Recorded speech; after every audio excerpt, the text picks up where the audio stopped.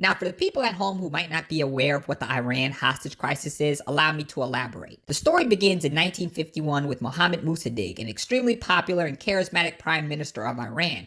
Mossadegh refused to do further business with the British oil-owned company by the name of Anglo-Iranian when he found out that the company was only paying Iran 16% of its profits and sometimes less. In October 1952, Mossadegh declared Britain an enemy and cut all diplomatic relations. Britain, who was unable to resolve the issue, reached out to the United States for help. And in 1953, the United States stuck their nose in another person's problem and helped them topple Iran's elected prime minister. And they did this under the agreement that they would get a taste of the oil profits in Iran. And who did they replace Mossadegh with, you might ask? Well, the United States replaced him with a man known as the Shah. This was known as Operation Ajax. Now, unlike Mossadegh, the Shah was specifically put into power in order to protect the United States' interest and to ensure that the oil would be distributed to the US and Britain like it once was. Contrary to Mossadegh, the Shah was a brutal dictator that used his military might and secret police known as the Savak to torture, terrorize, and kill people daily. Anyone and everyone who questioned or challenged his ideals were executed on the spot. As time passed, opposition to the Shah grew, and a new religious faction known as the Ayatollah emerged. With the support of the entire country, the Ayatollah Ruhollah Khomeini challenged the Shah and his secret police. Fearing for his life, as he knew he wouldn't be able to take on the entire country, on January 1979, the Shah and his family left Iran to avoid the escalating opposition. This was known as the Iranian Revolution. With the Shah no longer in office, Khomeini established a new government, an Islamic Republic. This new government and the masses that supported it had absolutely no love for the United States, as they blamed the majority of their oppression on us. The Ayatollah and the masses staged demonstration after demonstration outside of the US embassies in the Iranian capital of Tehran. Now, after running away with his tail between his legs, the Shah jumped around from country to country until finally he was allowed to come to the United States by President Jimmy Carter. Allowing the Shah to come to the US not only infuriated the Iranian revolutionaries, but it led them to take matters into their own hands. And on November 4th, 1979, 3,000 angry protesters attacked the U.S. embassies in Tehran. The mob took 63 people at the embassy hostage, and later 3 more people were taken hostage at the Iranian Foreign Ministry, bringing the total to 66. Back in the U.S., the hostage crisis spread like wildfire through the newspaper clippings, forcing the American government to take action. Feeling the pressure, President Carter demanded that the hostages be released, but he was ignored. The Ayatollah had one demand and one demand only: return the Shah, and they would release the hostages. Now, instead of complying with their demands, the president said no, as the Shah was their ally. To pressure Iran into submission, and to make things worse, the United States froze all Iranian assets held in the American banks on November 1979. Unfortunately, that did absolutely nothing, as the Ayatollah remained strong. Now, around that time, President Carter was in an election that year with Ronald Reagan, who viciously attacked him for being weak and ineffective during the crisis. Now, get this, when the election day came around, the hostages were still being held in captivity. As a result of this, Reagan destroyed Carter at the polls and became the new president of the United States. By the start of 1981, the Iranian government and the Americans decided to go back to the bargaining table. In exchange for lifting the embargo, Iran agreed to release the American hostages just hours after Ronald Reagan took the oath of office on January 20th, 1981. Now, unbeknownst to most people, around the same time that all of this was happening, Lebanon, a country in the Middle East, was going through a civil war. And how did this happen, you might ask? Well, when Israel became a state in 1948, the United States and the UK helped Jewish immigrants kick out 100,000 Palestinians from their homeland of Palestine. Now, because the Palestinians had no place to go, the majority of them migrated to Lebanon. This exodus contributed to shifting the demographic balance in favor of the Muslim population. And in case you're not aware, the government in Lebanon at the time was Christian. Because the population was now predominantly Muslim, Iran, the same group that was oppressed by the Shah due to Americans' interference, funded a paramilitary organization known as Hezbollah to help the Palestinians and other Muslims overthrow the Christian Western government, as it represented the United States in favor of the Iranian theocratic model. Now, the clash between the two camps fueled the nation's civil war. Peacekeeping became a multinational task, bringing Western militaries into the war-torn country. In addition, journalists also reported from the region. These people, by virtue of their U.S. and their European citizenship, became the targets for Islamic fundamentalist militias. And just like Iran, the Americans who went on over to Lebanon to stick their nose in other people's business were kidnapped. And for the record, this was the second time since Carter that Americans were kidnapped. Now, what most people don't know is that Ronald Reagan, a Republican and the President of the United States, was not able to come to a favorable legal agreement with the Hezbollah in exchange for the hostages, much like Jimmy Carter before him. One of the biggest foreign policy scandals of the last half century was the Iran-Contra affair. And if you don't know what the Iran-Contra affair is, oh boy, are you in for a wild and wacky ride. To make this simple, the Reagan administration, prodded by CIA Director William Casey and the National Security Council advisor Oliver North, secretly arranged for an arms for hostages deal with Iran. And in case that went over your head, I will reiterate. The Reagan administration, aka the Republicans, illegally sold weapons to Iran. And in return for selling these weapons to Iran, they released the hostages. Now, not only is this illegal, this is the textbook definition of treason. But wait, there's more. NSC advisor Oliver North and William Casey, the CIA director, then doubled down and used the money that they received from the weapon sales in Iran to fund yet another illegal venture, a secret plan to support the Contras, a revolutionary group in Nicaragua which opposed the communist Sandinistas. Now, to make this very simple, America, aka the Republicans, didn't like who was in charge in Nicaragua, which were the Sandinistas. And to control what was going on in Central America, they used the money that they were gaining from the illegal weapon sales to fund the Contras in the hopes that the Contras would kill the Sandinistas for them so that way they can take over. This is the exact same thing they did in the Middle East with the Shah. These people keep going into other people's country and screwing them over. And y'all out here voting for them. Y'all out here voting for these people so that way they can go into other people's country and screw them over. Now, it should be noted that this was also highly illegal, as there was a Bolin Amendment in place that Congress had passed from 1982 to 1984 that specifically prohibited the United States support of the Contras. Now, before I go any further, let's just do a real quick recap, as this is a lot of information to cover. Mohammed Mossadegh originally was the Prime Minister of Iran. Now, Mossadegh fell into trouble when he found out that a British-owned oil company by the name of Anglo-Iranian was only paying Iran 16% of its profits and sometimes less. Now, when he confronted the company, they immediately told him that they weren't going to give him any of the money back that they had been stealing or skimming from the top.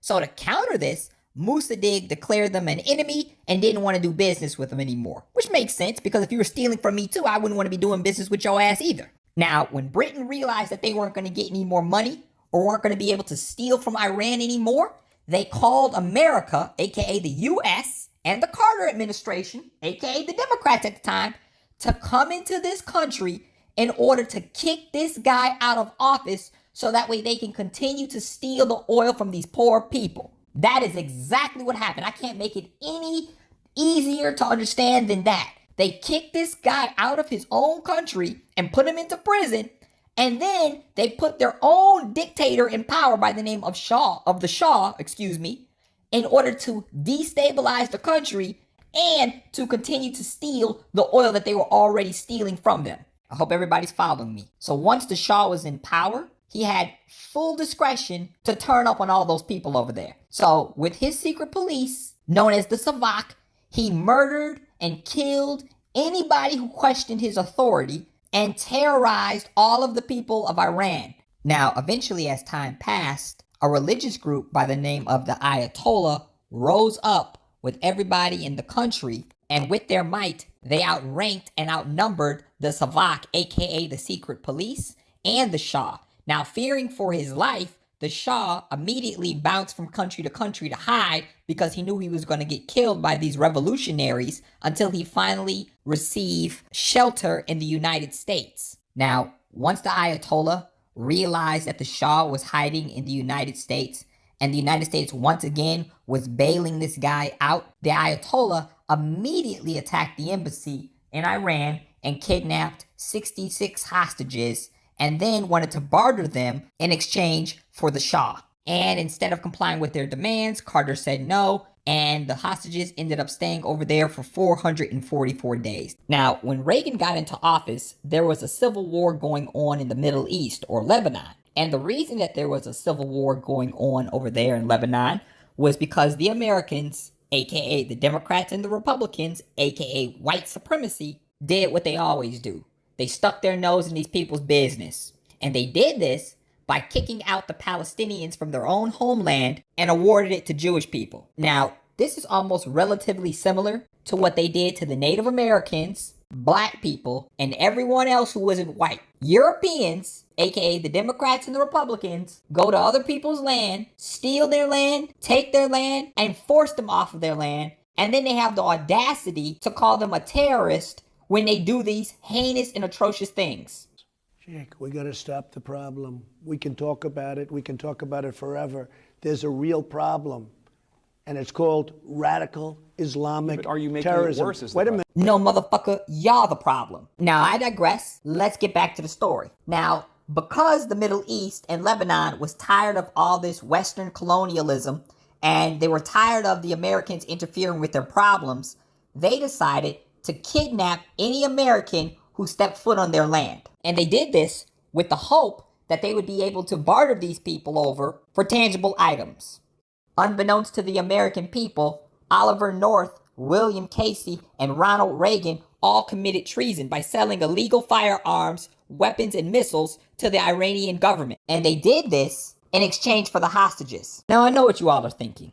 Why the hell did I spend 20 minutes talking about the Middle East? And what relevance does this have with black people, you might ask? Well, my friends, I'll tell you. To ensure that the Contras were able to overthrow the Sandinistas for Ronald Reagan and the CIA, the Reagan administration illegally hired Oscar Blandón and Norwin Meneses to smuggle cocaine to the San Francisco Bay Area. The drug ring sold tons of cocaine to the Crips and Blood street gangs of Los Angeles and funneled millions of dollars in drug profits to the Latin American guerrilla army run by the United States Central Intelligence Agency. This drug ring opened the first pipeline between Colombia's cocaine cartels and the black neighborhoods of Los Angeles, and as a result, the cocaine that flooded in helped spark a crack explosion in urban America. So let's recap, shall we? To ensure that the Contras had enough money to buy weapons and to overthrow the Sandinistas in Nicaragua, the CIA and the Reagan administration brought cocaine to LA